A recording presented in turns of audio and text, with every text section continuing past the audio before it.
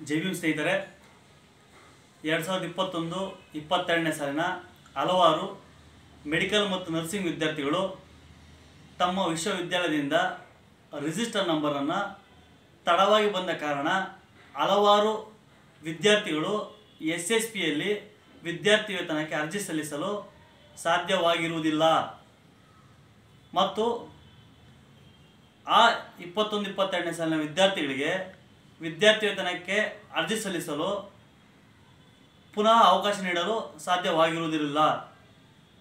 ಆದ್ದರಿಂದ ಅಂಥ ಮಕ್ಕಳಿಗೆ ಸಮಸ್ಯೆ ಆಗುತ್ತದೆ ಎಂದು ಪ್ರಜಾಸತ್ತಾತ್ಮಕ ದಲಿತ ವಿದ್ಯಾರ್ಥಿ ಒಕ್ಕೂಟ ವತಿಯಿಂದ ಸಮಾಜ ಕಲ್ಯಾಣ ಇಲಾಖೆ ಆಯುಕ್ತರಿಗೆ ಮನವಿಯನ್ನು ಮಾಡಿದ್ದೀವಿ.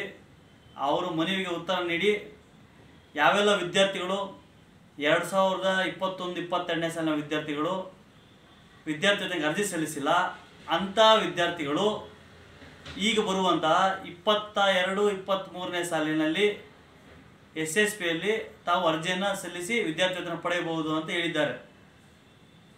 ಅದು ಹೇಗೆ ಅಂತ ಹೇಳಿದ್ರೆ, ಕೊರೋನಾ ಕಾರಣದಿಂದ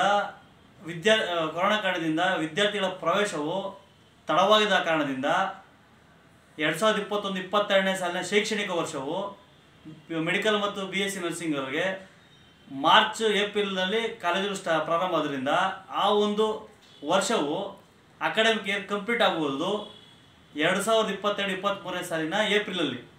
ಆದ ಕಾರಣದಿಂದ ಯಾವೆಲ್ಲ ವಿದ್ಯಾರ್ಥಿಗಳು 2021-22ನೇ ಸಾಲಿನ ಅರ್ಜಿ ಸಲ್ಲಿಸಿಲ್ಲ ಅಂಥ ವಿದ್ಯಾರ್ಥಿಗಳು 2022-23ನೇ ಸಾಲಿನಲ್ಲಿ ಬರುವಂತಹ, ಅಂದರೆ ಈಗ ಒಂದು ವಾರದಲ್ಲಿ ಬಿಡ್ತೀವಿ ಅಂತ ಮಾಹಿತಿ ಬಂದಿದೆ.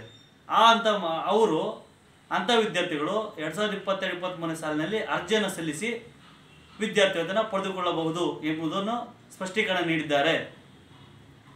ಹೇಗೆಂದರೆ 2021-22ನೇ ಸಾಲಿನ ಶೈಕ್ಷಣಿಕ ವರ್ಷವು 2022-23ನೇ ಆರ್ಥಿಕ ವರ್ಷಕ್ಕೆ ಹೊಂದಾಣಿಕೆ ಆಗಿರುವುದರಿಂದ ಅಂಥ ವಿದ್ಯಾರ್ಥಿಗಳಿಗೆ ನಾವು ವಿದ್ಯಾರ್ಥಿ ವೇತನ ಮಂಜೂರು ಮಾಡುತ್ತೇವೆ ಎಂಬ ಸ್ಪಷ್ಟೀಕರಣವನ್ನು ಇಲಾಖೆ ನೀಡಿರುತ್ತದೆ.